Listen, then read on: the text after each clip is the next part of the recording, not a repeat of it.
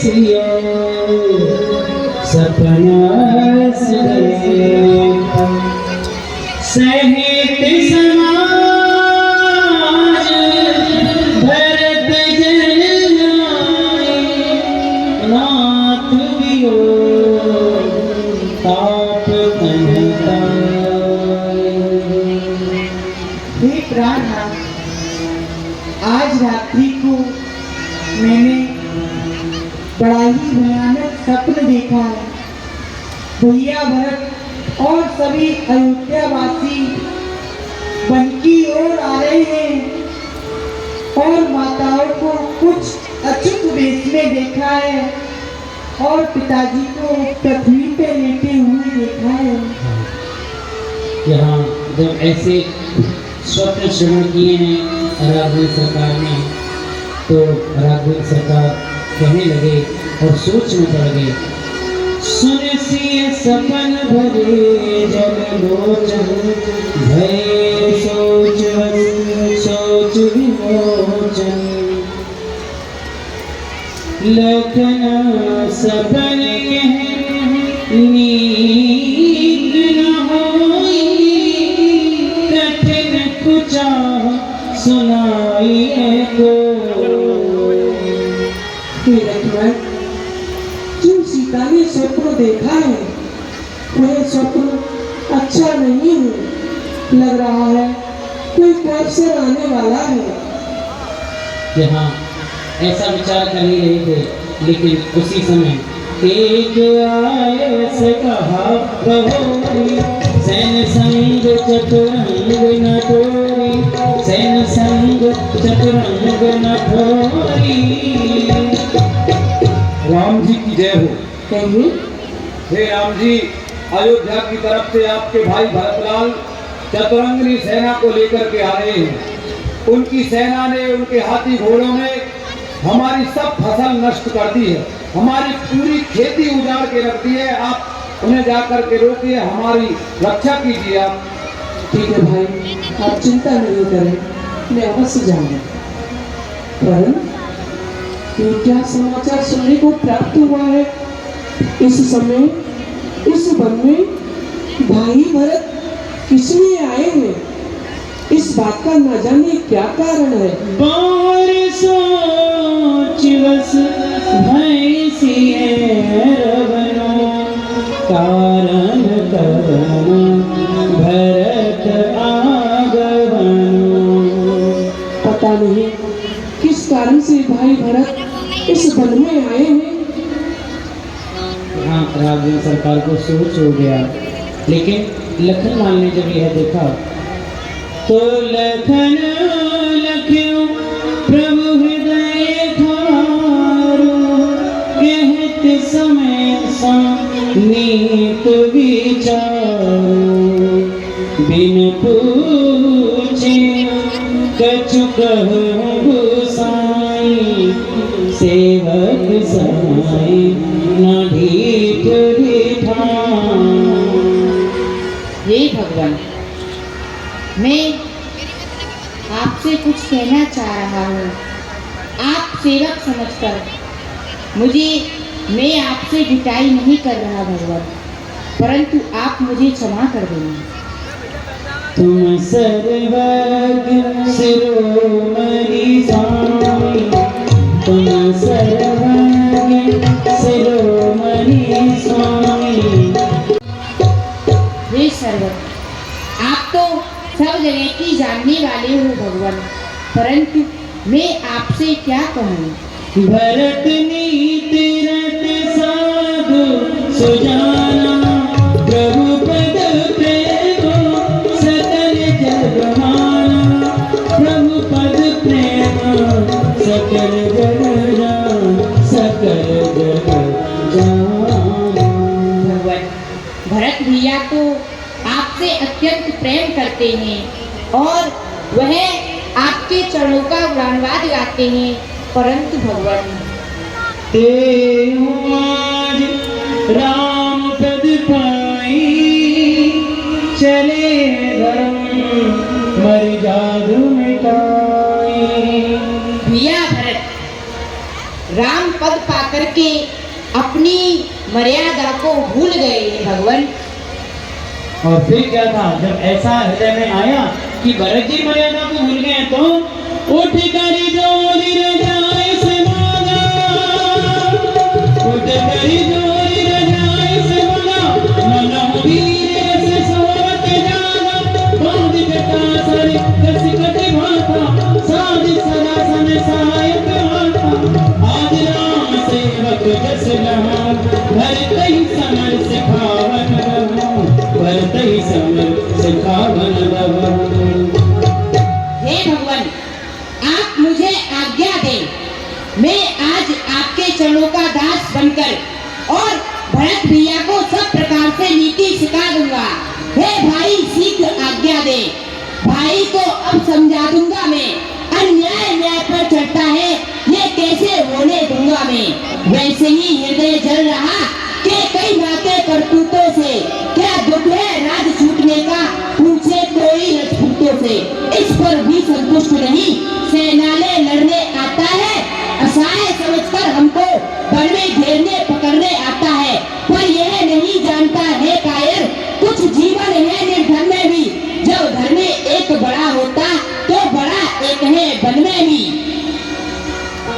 लक्ष्मण, धैर्य धारण रखो, ये क्या बोल रहे हो?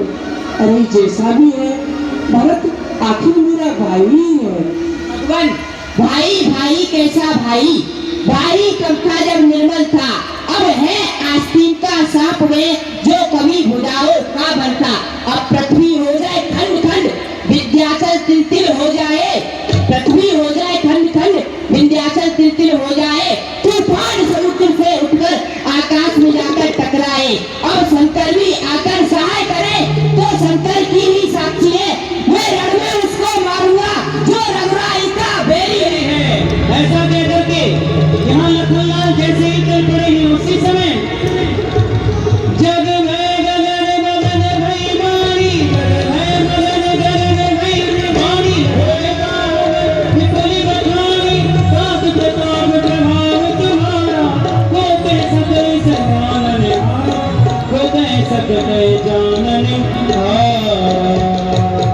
हे लखनलाल जी, आपके प्रताप को, आपके बल को संसार में कौन नहीं जानता। आप सब कुछ करने में सक्षम हैं, आप कुछ भी कर सकते हैं, लेकिन नीति यह नहीं कहती है कि बिना विचारे जो करे सो पाछे पछताए, काम बिगाड़े आप नो जग में हो हंसाए। इसलिए जो भी आप कार्य करें सोच समझ करके ही करें। भरत जी आपसे युद्ध करने नहीं आ रहे हैं, भरत जी तो आपसे मिलने के लिए आ रहे हैं। ऐसी आकाशवाणी सुनी है कि हाँ लखनलाल ने कि लखनलाल के हाथों से बाण निसरने में पहुंच गया, संकुचित हो गए लखनलाल। लेकिन लखनलाल को संकुचित देखा है कि राघवेंद्र सरकार कह उठे। राघवेंद्र जैसा नीतज्ञ, आप यदि किसी को राजनीति भी सीखनी है ना तो रामचरितमानस से सीखे, और रामचरितमानस से नहीं राघवेंद्र सरकार से सीखे। रावण बहुत बड़ा राजनीतिज्ञ था, लेकिन फिर भी राम जी ने जो नीतियाँ दर्शाई हैं वह अब यहाँ लखनलाल संकुचित हो रहे हैं, लेकिन फिर भी लखनलाल को धैर्य भी बढ़ा रहे हैं और उनको उसका प्रत्युत्तर भी कर रहे हैं। कैसे कह रहे हैं रघुवीर सरकार, कही तात तुम नीत सुहाई, सब ते कठिन राजमत भाई, सब ते कठिन राजमत भाई। हे भाई लक्ष्मण, ये तुमने नीति जो विचारी है वो यथार्थ में सत्य है, क्योंकि सबके यदि कोई मत है तो वो राज का होता है, परंतु और इतना ही नहीं, सुनहु लखन बल बल उलकुट की नाई, बल बल उलकुट की नाई।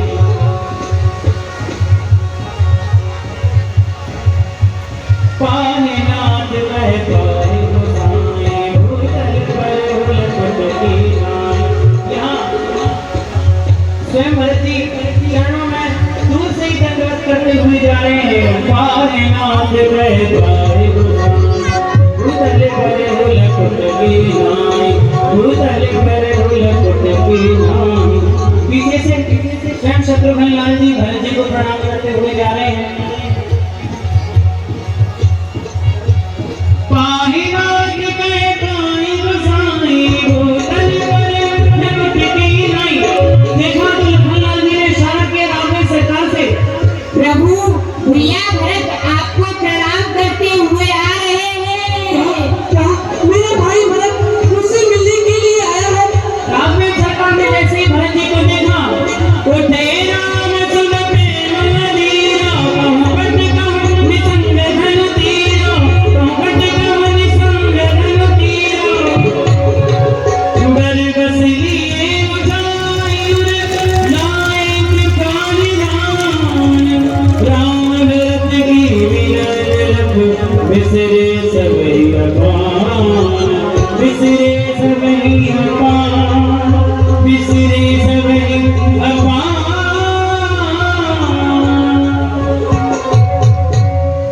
बोले राघवेंद्र सरकार की।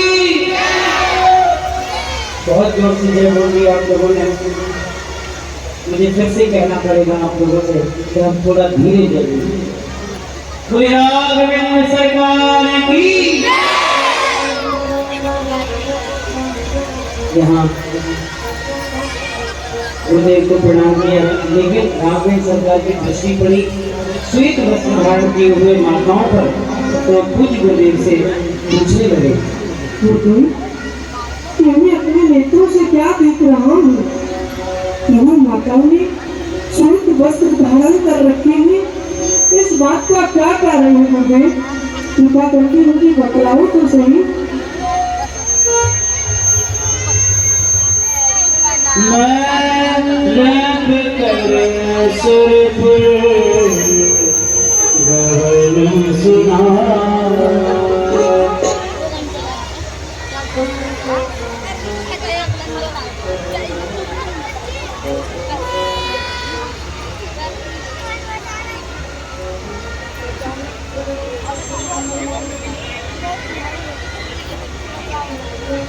श्री राम,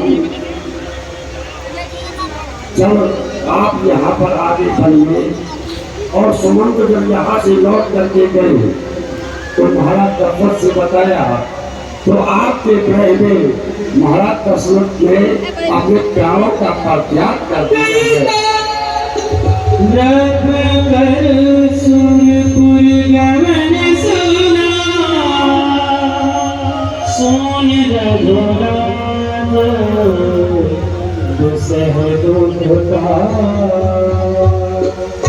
पुत्रान, इस तरह से विवाह नहीं करना चाहिए, क्योंकि महाराज दशरथ का प्राणांत हो गया है, यह बात सत्य है। परंतु आप ज्येष्ठ पुत्र हैं, जाकर के महाराज को श्रद्धांजलि देकर के आओ, जाओ। मुनि वर बोल राम समझाए सहित समान सुसरे जनाए सहित समान सुसरे। भरत आपके सभी कुछ कहने के लिए आए हैं। आप जब वन में आ गए, भरत जी जैसे आए उनको दुख हुआ, पश्चाताप हुआ। इन्होंने यह विचार किया था कि मैं जाकर के श्री राम के दर्शन करूंगा, तो यहाँ पर आ गए हैं। तत्पश्चात जो भी कहना चाहे वह आप सुने और आप जो कहे वह भरत जी सुने। पुत्र भरत, तुम श्री राम जी तुम्हारे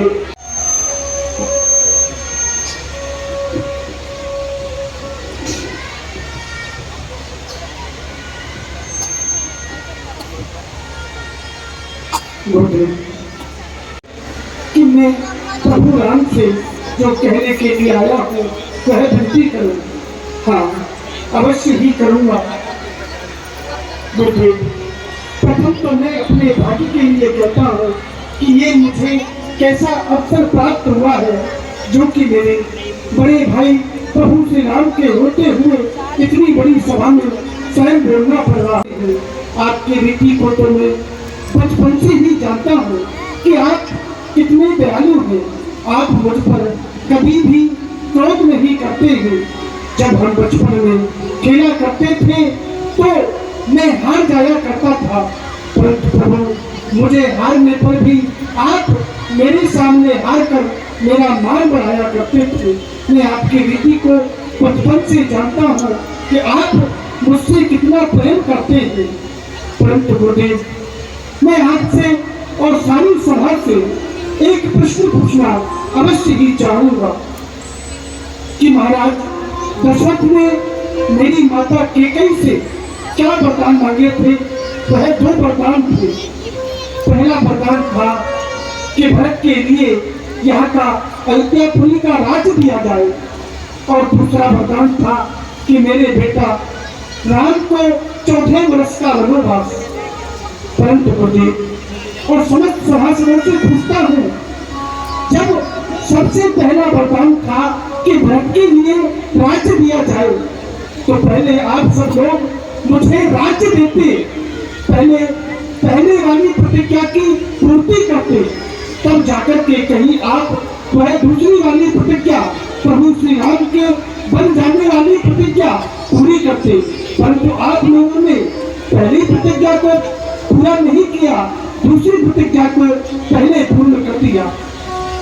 मेरे इस प्रश्न का मुझे उत्तर दो कि आपने पहले, लेकिन जब कोई नहीं बोला है तो रामदेव सरकार उठ खड़े हुए और था क्या तुमको वो ज्ञात है? उन्होंने वरदान में यही मांगा था कि प्रातः होते ही राम को वनवास हो जाना चाहिए।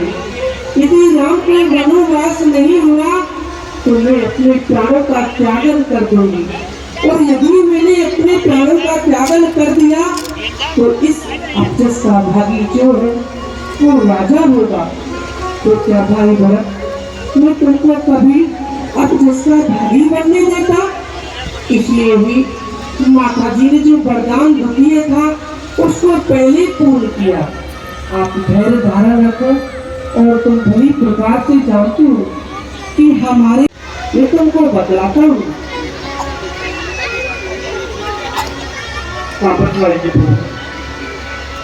जैसे हमारे यहाँ कुल में हुए थे शिवपति जी, उन्होंने अपना मांस तक बेच दिया था, और हमारे कुल में हुए थे महाराज सत्यवादी हरिचंद, उन्होंने तीनों प्राणियों को बेच दिया था। तो तुम बताओ भाई भरत, मैं अपना मांस तो नहीं बेच रहा, और न ही मैं अपने आप को बेच रहा हूँ कि मैं अक्षस का पात्र बन जाऊं। तुम अपने मुख से कहो भाई, तुम क्या चाहते हो? हे प्रभु, आपके सम्मुख मेरी कोई चतुराई नहीं चल सकती, परंतु मैं तो मेरा कहने का अभिप्राय तो यह है प्रभु कि यदि आप सब लोग पहली प्रतिज्ञा की पूर्ति करते, मुझे राज्य में प्रजा को कोई कष्ट हो तो उस राजा को तो नरक का ही निवास प्राप्त होता है। इसी कारण से मैं अपनी प्रजा, जो कि आप मेरी प्रजा होते, तो मैं अपनी प्रजा को कोई कष्ट नहीं होने देता। प्रभु, यदि मैं राजा होता तो आपको मैं अयोध्या में रखता और स्वयं बन के लिए जाता, क्योंकि यह निर्णय मेरा नहीं, एक राजा का होता, और राजा की आज्ञा का कोई भी उल्लंघन नहीं कर सकता। इसलिए प्रभु, यदि पहली प्रतिज्ञा की पूर्ति होती, मैं राजा होता, तो आपको मैं बन के लिए कदापि नहीं जाने देता, और यदि बन जाना आवश्यक ही होता तो आप नहीं, बन के लिए मैं जाता प्रभु, मैं जाता।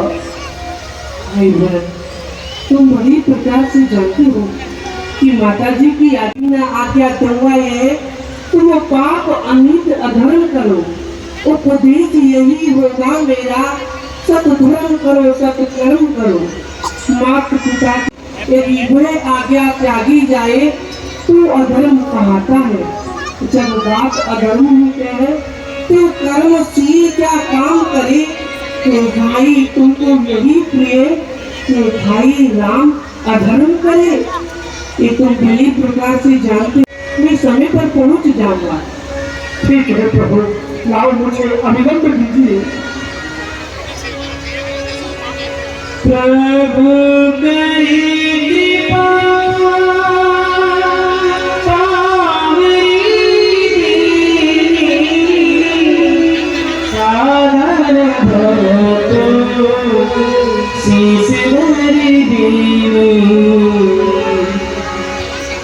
शीश पर खड़ा अखियों में पानी, राम भक्त चले राम की निशान, राम भक्त चले राम की निशान, राम भक्त राम की निशान। शीश पर खड़ा अखियों में पानी,